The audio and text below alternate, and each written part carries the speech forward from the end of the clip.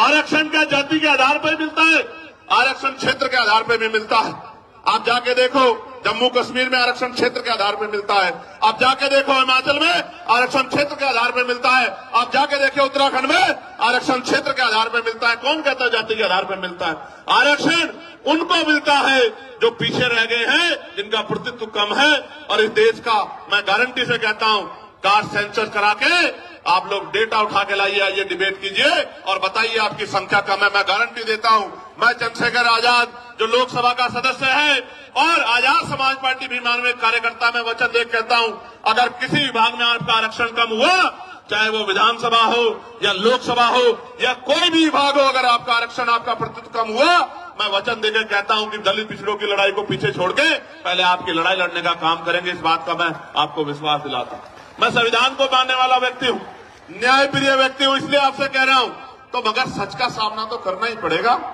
इस देश में अगर आरक्षण आया सबसे पहले तो 1902 में आया, जिसको छत्रपति साहू जी महाराज ने लागू किया, किसी और ने लागू नहीं किया।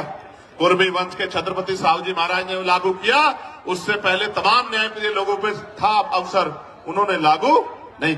इस देश में अगर वोटिंग राइट मिला, इस देश के बहुसंख्यक लोगों को, बालिग लोगों को वयस्क मताधिकार मिला, सार्वभौमिक मताधिकार मिला, इसका श्रेय अगर किसी को जाता है तो वो बाबा साहब अम्बेडकर को जाता है। आपको इतिहास पढ़ना चाहिए। 1919 से पहले इस देश में बहुत कम % लोग वोट करते थे। मॉन्टेगो चेम्फोर्ड सुधार समिति बनी और सुधार समिति ने नए पैमाने तय किए कि वोट देने का अधिकार उनको मिले जो जमींदार हैं, जो भूमि जिनके पास बड़ी संख्या में है, जो लगान देते हैं, जो टैक्स देते हैं, जो बहुत पढ़े लिखे हैं, जो पूंजीपति हैं, जिन पे व्यापार है। आप इतिहास उठा के देखो, जिन्होंने ने आंख ही या जिनको अपने अधिकारों का पता ही संविधान के आने के बाद लगा है, उनकी संख्या कितनी रही होगी, आप इस बात को महसूस करके देखें। तो इसलिए मैं कह रहा हूं कि कुछ भी मांगने से नहीं मिला है।